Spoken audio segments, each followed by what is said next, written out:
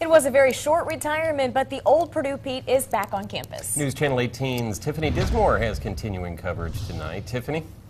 Well, Jeff, Gina, it's been less than a week when the old Purdue Pete handed the new Purdue Pete the hammer, and now the new Purdue Pete is giving it back to the old Pete, but now that's the new Pete, or is it a repeat? Are you confused yet?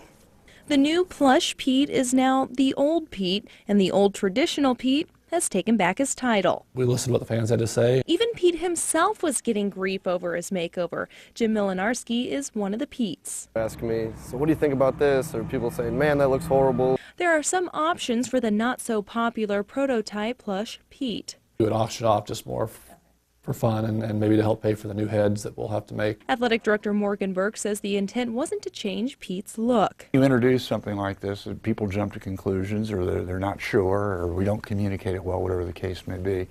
And the end result is, I love the passion, and passion triumphed the prototype.